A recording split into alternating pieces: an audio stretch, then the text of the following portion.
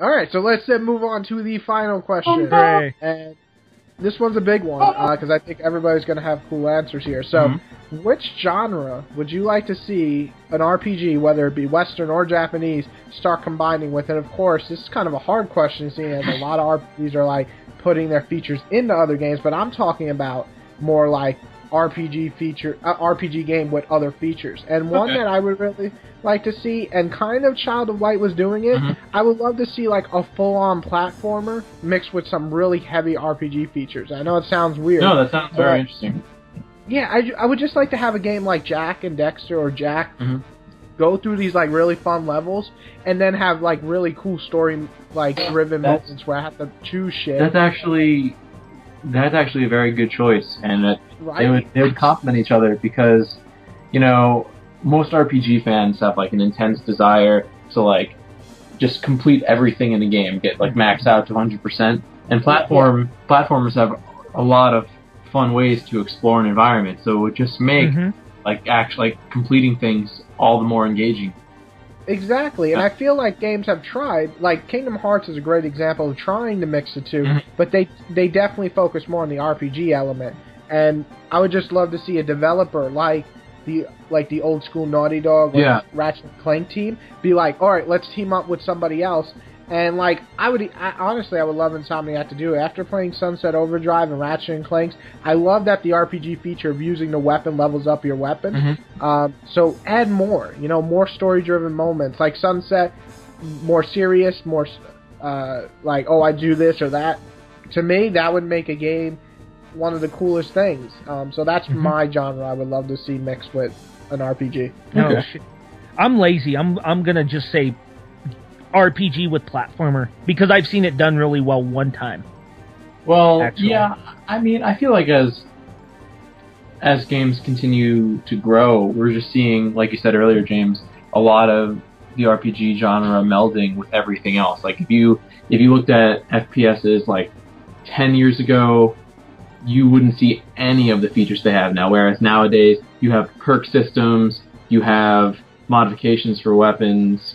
You can, like, the ranking systems, like, in certain games, really affect your characters, like in Destiny. So, and that's extending to millions of games. Like, go from Grand Theft Auto 3 to fucking San Andreas, and you have, you know, the strength system and things like that. So, I don't know. I think platformer is a good one. I'd also like, I guess, just third-person action games in general, but I really feel like a lot of games are already doing that. I already feel like a lot of the genres that I do like are incorporating RPG. Yeah, I mean, that's just a big one, and honestly, I would like to see more like, I think like in God, I can't say it. Yeah, I think with the idea, like, you know, of making choices that'll matter to the whole world, I would love to see even further, like, real-time strategy mixed with a Dragon Age combat. And I know it sounds like, oh, Dynasty Warriors, but no, I'm talking more like Kingdom Under Fire, but mixed out with even further RPG elements of being able to go into towns and get to know your characters, but mix that real-time combat where there's literally Kingdom Under Fire had 400 people on screen fighting, and you're in the middle of that shit. And you're telling your archers to go into the woods. And you're doing a mix that, but then have the Dragon Age part where you can go around and make choices and get to know your party members. You know, that would be, oh my god. I mean, that's like the RPG mind blowing. Yeah, you've been thinking about this a lot more than I have. Oh yeah, I mean, these are the ideas I have, but I mean, I guess talking about it and actually doing it, I'm sure it's a lot of work to combine all these different genres. But I mean, let me say two things real quick. I'm sorry, I don't mean to interrupt, but I want to say two things real quick. If you want a good example of melding a genre, I think there's a game that is highly underrated from last generation. Okay. And it's on the Wii of all things. Okay. And it's a Nintendo game, and it's called Super Paper Mario. Now, a lot of Paper Mario traditionalists hate it because it's not turn-based. But what's great about it is it's a platformer.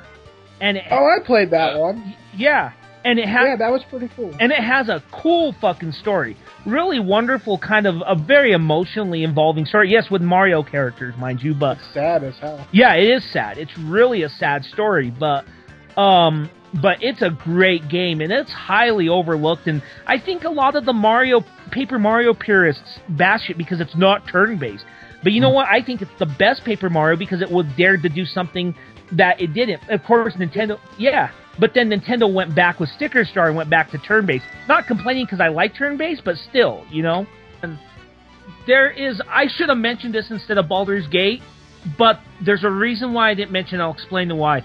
There's a BioWare game that's overlooked by everyone. You talk about their great games. You talk about Baldur's Gate 2, which is the game everyone, you know, they talk about Baldur's Gate 1, and everyone's like, yeah, that's when they started. But Baldur's Gate 2, they took it to the next level. And then you talk about... Okay, real fast. If you mention Jade Empire, I will kill you. Fuck no, I'm not mentioning Jade Empire. Okay. No, you can go on. No. Even Jade Empire's mentioned more than this game is. It's Neverwinter Nights. Oh. Huh. Oh, my God. Yeah, well... I mean, that to me was like one of the first like MMO single player. This is kind of taking it back.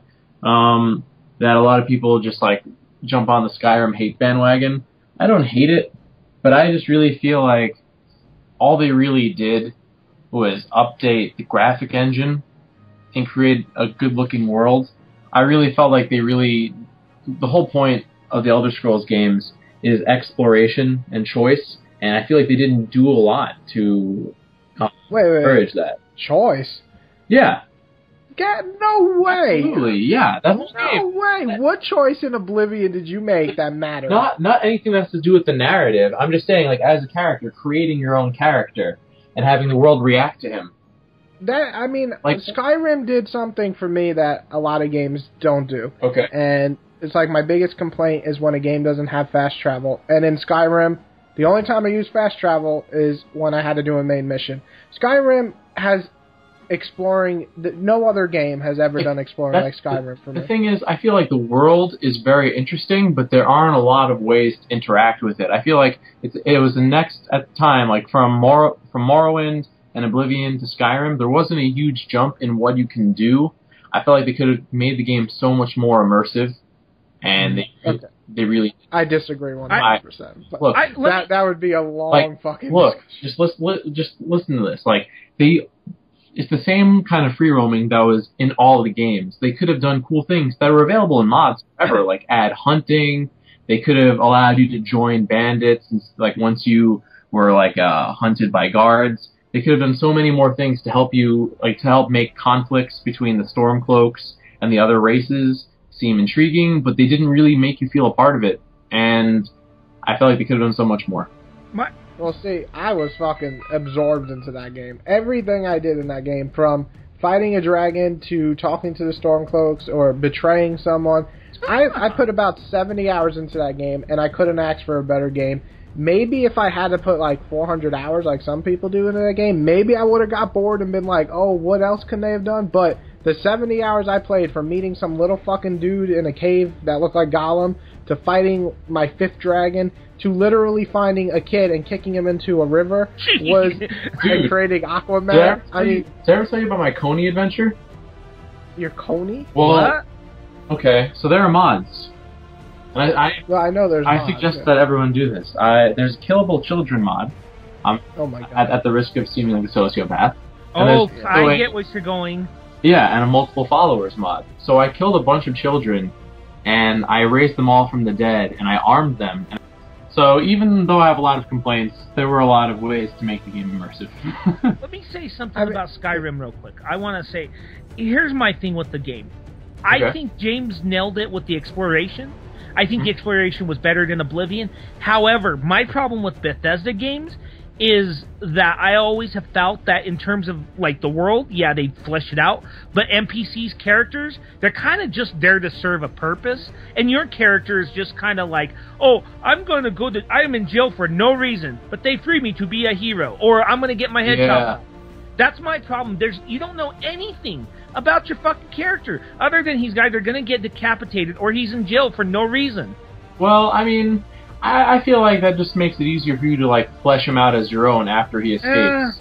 And I feel like... Yeah, that comes down to creating your own story or wanting a story to be told. And I like both, so I'm in the middle. I just felt like the world was really, like the world itself was kind of immersive, and there's a lot of exploration to do, but there weren't a lot of ways to interact with the world, like more than like, you know, fighting and looting things. I wish that there...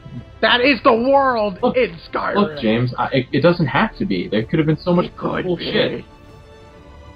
They done so much cool shit, though. I mean, you gotta be... You know, you have to take down the reins, because you gotta realize they can't do that much. We had Oblivion, and then we had Fallout, and then we had Skyrim in a span of, what, 6-7 years? That's that's 3 humongous games in that short span of time. Regardless, they didn't really change a lot when it came to the engine and what you could do. They could have invested that time in creating more ways to interact with the world. That's all I'm saying. They created a whole world, though. I know they did, and I spent like 90 hours in it. I'm just saying, I really would have liked it if there were more things you can do.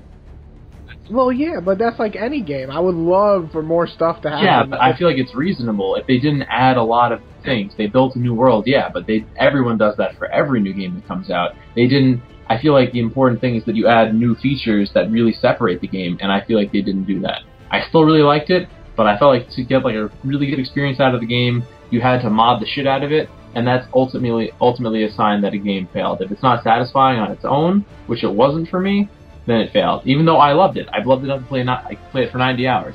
But I just wish that there were more things to do. Indeed, indeed. That's crazy. But anyway. Alright, so I'm just going to make a whole different video. Is Skyrim any good? But, no, I hate it! That ends our RPG discussion. I think we covered pretty broad subjects, but all...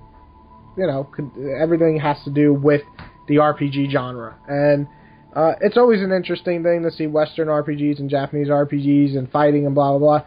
I love it when they combine something like Child of Light, but I think the real thing that we all love about RPGs is that there's no other genre that grabs you into these worlds and these characters and just, that's it. They're in your mind for literally ever. I mean, Kingdom Hearts is what, 10 plus years old? I still remember all the music. You remember the music, you remember the characters. I remember first seeing Cloud in the fucking Hercules Coliseum. Oh, man. And I remember Dragon Age when your dude, the guy who's training you in the beginning, gets literally killed in the war. I mean, stuff like that, just, it won't leave you. And there's other genres. I mean, I'll never forget the Halo 2 music, and I'll never forget... You know, stuff from other games, but RPGs hold that special place where something happens and it's in your mind and that's it. So I think we all can agree RPGs are pretty much what you do when you want to waste a good 2 weeks of your life. Dude, Dragon Age Inquisition, it's really bad that I'm going to have a job. And I warned Kelly. I'm told her that day, just leave me alone. I need to play. Oh, shit. Yeah. That's all I ask. Just one day. I don't care about any other day. Just let me play one day, 12 hours straight. I'm good. It'll be good times. Yeah. Yeah. That probably won't happen. It'll be very unhealthy times. But in the best way. Exactly. And, you know what? As long as, you know, one day out of your marriage is fine, as long as it's not every day, so. Exactly. There you go. Alright, so I guess that's it. Any last words about RPGs from you guys? Dark Knight Rises is good. I don't know what the hell you just said. Something about The Dark Knight Rises being good. Oh, it's a piece of shit? Okay. So it's that's a good it. movie, but it's not the best Batman movie. I'll leave it at that. The worst. Yeah, no, that goes to the Joel Schumacher Batman. I'll watch that. No, you will watch Batman and Robin over The Dark Knight Rises? No, I mean, to be fair, but that's like really it does have the best song ever written, "Kiss from a Rose." That's forever. Okay, that's